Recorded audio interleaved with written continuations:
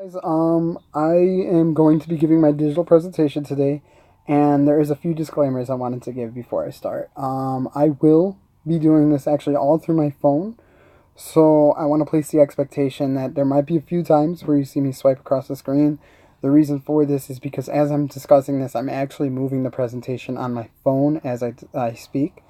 And then also you will see probably a few times where I have to move the bubble like this. The reason why I'm doing that is just in case the title of my presentation might get blocked, so I have to move my face to get it out of the way. That said, my presentation today is going to be focusing on the appreciation of novellas as works of literature. To further that statement, I do want to kind of discuss what the definition of appreciation and novella is. Now, I know most of us will understand the terms of appreciation, but appreciation is said to be recognizing something for its full worth, as well as novellas, which not everyone is always familiar with. Novellas are said to be a short novel or long short story. With that said, I want to do just as my opening statement says, I want to have appreciation for novellas. I want to show that there should be recognition for novellas for its worth and value that it can provide for people. And what I want to do is be able to represent how these small pieces of literature, such as, short stories and novellas, even little passages, poems, can create an appreciation for works of literature that show how a text written so small, could offer so much. That said, I will be backing up some of my statements with some research I found. I did find three research articles, which I'll briefly be going over with you guys today. One of the three talks about critical thinking skills and decision making with novellas. The other one speaks about language acquisition for English foreign learners and primary English learners in the sense of novellas and short stories. And then the final one is more so an article that discusses how students who might zone out or might even, they say, wandering mind, how novellas can provide a beneficial source for them to still gain literary aspects. That said, along with the research, I do want to provide some evaluation for two novellas that I have found to kind of back up the research I found, to show how there is critical thinking skills in this, to show that there are literary terms that can be understood from novellas. And those two novellas I will be discussing are from Robert Louis Stevenson, which are Markheim and Dr. Jekyll and Mr. Hyde. Now, as mentioned, I will be discussing three articles, and one of those three articles that I found through my research was called Achieving Critical Thinking Skills Through Reading Short Stories by Mohammed Khatib and Cameron Margren. Now, this study I found managed to describe and explain the effectiveness of a program relating to a diverse set of students. These students were either troubled teens, or they had some students that were privileged and they had some that were not privileged. So we just kind of have a diverse set of students that can kind of provide an over encompassing view of what novellas can do. The short stories were presented to each student, and this was done to determine whether small text could improve critical thinking skills as well as help decision making. And some of the texts that were provided, we had like the lottery, and some of you might know what the lottery is about, but the lottery is more so, I think, it's a story based on the themes of tradition and whether or not we should keep those. By the end of it, we have a very gory ending, which makes you really reconsider should traditions really be maintained if it means the expense of someone else. That said, by the end of this study, we find that the results show a substantial improvement for critical thinking and decision making skills. Students were found to be more thorough with their train of thought.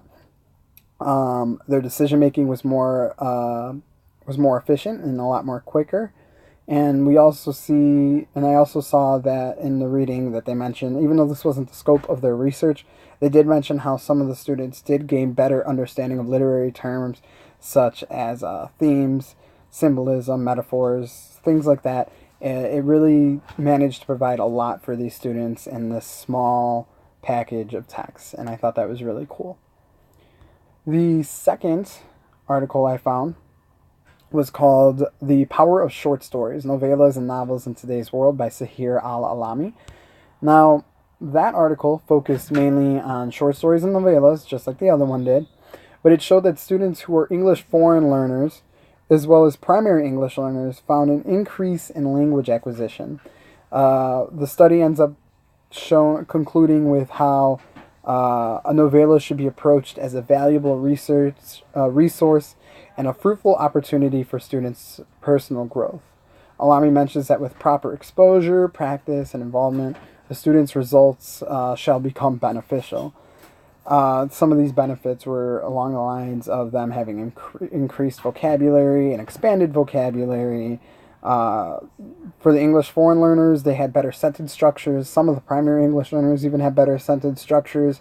By the end of it, it was just a very positive correlation that showed novellas can offer a great sense of establishment for language, sentence structure, and just an expanded vocabulary overall. The final article I found was called When Attending Matters, The Curious Incident of the Wandering Mind by Jonathan Smallwood. Now, this study wasn't as long, but I did find it pretty interesting, and I do think it makes a very valid point. It showed that in this study, students who they used the term zoned out. They also used the wandering mind as well. It showed that how often during their reading it showed that often during their readings of novels that they tended to drift off and they started to lose track of what was being read. And so what they did was they provided them with short stories and novellas. By the end of their research, they found a positive correlation showing that by the end of the study, students who tended to be more likely to zone out would actually be less likely to zone out when they were provided with novellas and short stories. They were mentioning how it shouldn't be their undoing, that if a student zones out through novels, that we should just give up, that we should provide novellas that offer still great content for a student to learn literary skills. Some of the students actually said that, well, one of the students actually said that students were they had trouble with novels because they were longer texts, that they tend to be more overwhelming, and they found it harder to keep up with the content for novels because there was just so much that was there, where novellas were able to be a lot shorter. If they didn't understand it, they could go back and read it, and they didn't feel like they had to read a whole lot again to understand it. It just didn't feel as daunting to some of those students, and I think that's actually a really good point that some people should consider, that how novellas can be so small and still can offer so much good for a student, even if they don't want to read novels. They can read novellas that provide just about the same thing. So in my research, we found that there was critical thinking skills that were improved. We had decision-making skills that were improved. We had better understanding of literary terms such as theme, symbolism. We had language acquisition improved through English foreign learners, but also slightly improvements through English primary learners. And we also see that students who might find it harder to read novels tend to enjoy novellas a lot more because it's a lot easier to keep up with it. That said, with all of that information given, I do want to kind of do my own kind of provide you guys with your own kind of critical thinking exercise and have my own critical thinking mentioned as well, and kind of evaluate Markheim, which is Robert Louis Stevenson's short story or novella. Now, with that said, I see here my words are blocking it. So with that said, we start with Markheim immediately having the intentions. He gives us the intentions that he plans on going into this shop, planning to rob and murder the dealer. So we kind of already get an understanding of Markheim as a character. And once he walks in, the dealer presents him with a mirror, and he immediately looks at it, and he's in complete disgust of his own appearance. And Markheim disclaims this quote that's found in the book. This damned reminder of years and sins and follies, this hand conscience. Did you mean it? Had you thought in your mind? Tell me. It will be better for you if you do. Come, tell me about yourself. I hazard a guess now that you are in secret a very charitable man. So what I want to do is provide a little bit of appreciation just for that line alone, to show how in this small passage right here, we can actually evaluate a lot and provide a lot of content for it. So I want to offer some discussion questions that I'm going to have right here for you folks. One of the questions, hopefully, we can discuss. If you can't, I know we can't discuss it in person, but if you want to provide it in CN, or even if you don't have time to post in CN and you just want to think about the answers in your head, that's totally cool. But I just wanted to provide you with some questions, and we have questions like, what can a mirror symbolize? It's very simple, but in that little line, we could still evaluate symbolism with something as small as a mirror. How could a mirror cause discomfort? Discomfort. More specifically, why should a mirror cause discomfort from Markheim? What can be said about the main character at this point? I know it's very small, but we're literally not even 10% into the book, and I think there's a lot that could be said about his character already. And one thing, while you guys are writing down answers, thinking about answers, doing whatever you want with the answers, I just kind of want to say how I think that there's a beauty in novellas, because through that small reading, we can have an introduction of key literary aspects. We can have an engaging discussion about what certain things can mean. We can have disagreeing views, agreeing views, and back and forth conversation that allows room for just so much appreciation that keeps these works alive. So hopefully, while I was discussing that, you were able to maybe write down a few answers. If not, feel free to pause the video and write some answers. But I'm going to continue with going back to Markheim and showing a little bit more from a passage. So we see once he goes through this scene and he finds this repulsing disgust in the mirror, he commits the murder. He ends up killing the dealer, just as I said he was in the beginning, where we actually get his intent already. He goes through with it, and we see an interesting set of emotions appear. In the quote it says he drew himself up and filled his lungs. At the same time, many different emotions were depicted together on his face: terror, horror, and resolve, fascination, and a physical repulsion.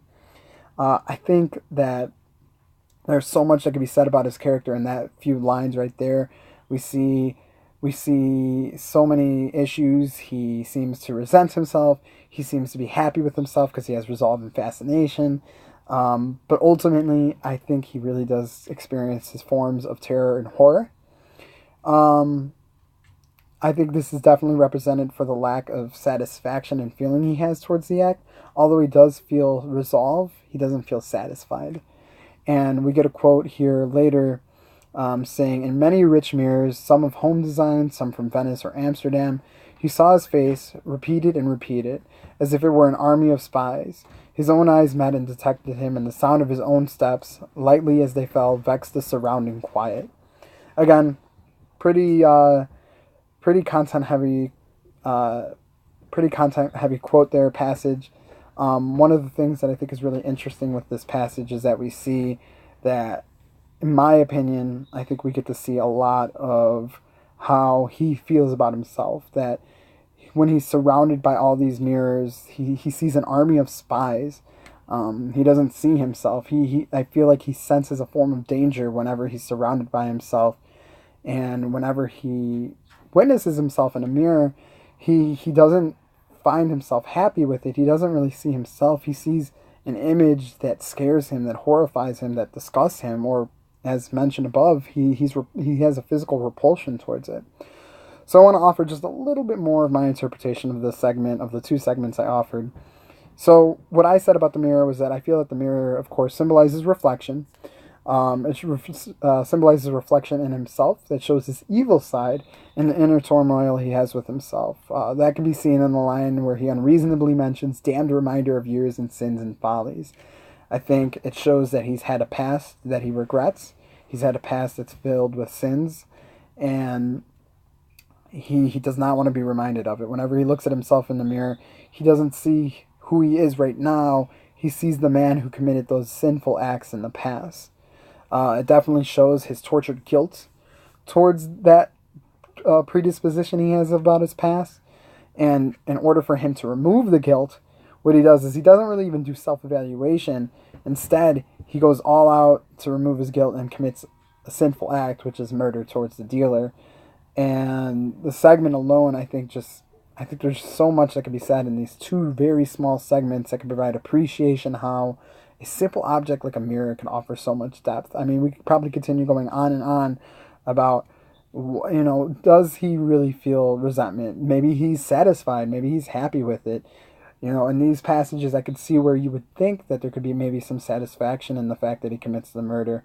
Later on, as it develops, he does find him. We do kind of see him mentally decline a lot, but it's a really interesting piece, and I think it's worth reading. It definitely could show a lot of appreciation for a short passage. It's less than 100 pages, and I think that's something worth valuing alone. My next one to talk about now, I'm not going to go over this one as much, but it's Dr. Jekyll and Mr. Hyde.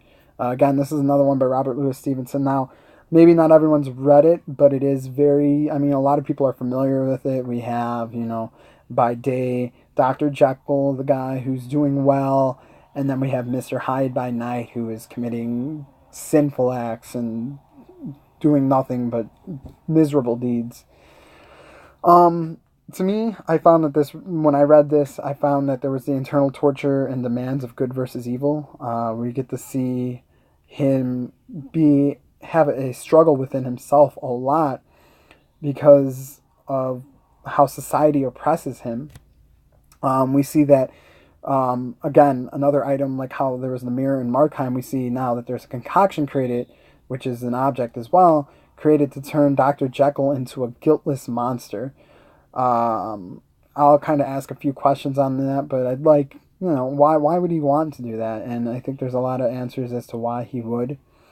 Again, there's an object created for it, and it represents to me a form of harsh reality and the means to escape it.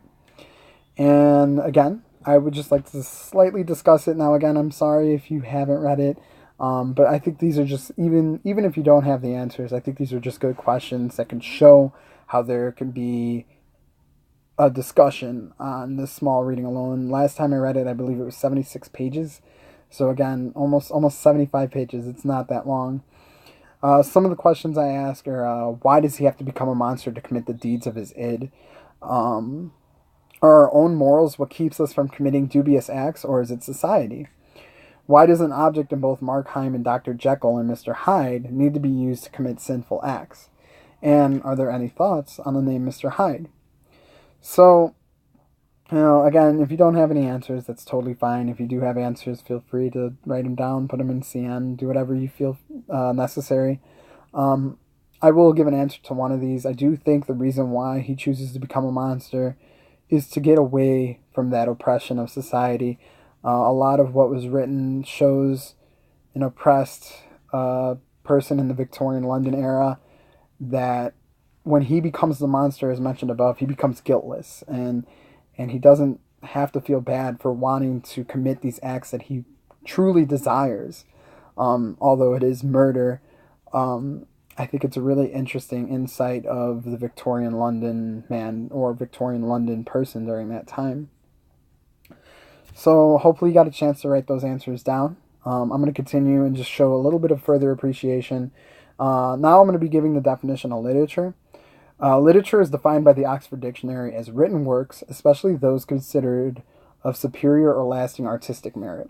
So I think a lot of artistic value can be given to these two novellas I've provided above.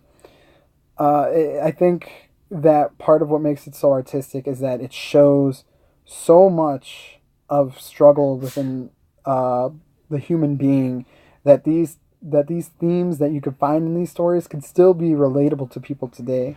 It manages to stand the test of time, and it's almost a testament itself to be able to withstand that. I think it's definitely a long-lasting artistic literary piece, and I think that's part of what makes novellas so amazing, that, again, so small. You can go back and read it twice, probably within one day. You can read it once within one day, and you can still get so much out of it. And then I wanted to kind of discuss RLS a little bit more. Robert Louis Stevenson. I wanted to mention how a lot of his stories themselves manage to represent many aspects of Gothic literature.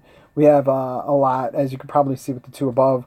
We have brutality, imagery consisting of light and dark, inner psychological struggles, and of course we have duality, which is, the good and evil, questions of morality. There's just so many things that in those little bits of reading all those themes I think can be applied, and I think that's really awesome that, again, less than 100 pages, and we could probably write a 100-page paper. Well, I don't want to write a 100-page paper, but I'm sure that there could be a 100-page paper written on these themes alone in a lot of these novellas. I think they just offer so much content again. So my closing statement to you is that I feel novellas should be appreciated for a number of things. They have the ability to offer beneficial skills through short readings. We have critical thinking and decision making as shown above, as well as even we can get some benefits of, now again, it wasn't the scope of their research, but we got to even see that it offered literary terms that were easier understood through novellas as well. We gain language acquisition mostly for English foreign learners, but also for some English primary learners. It can keep the attention of the wandering readers, which I think is really interesting.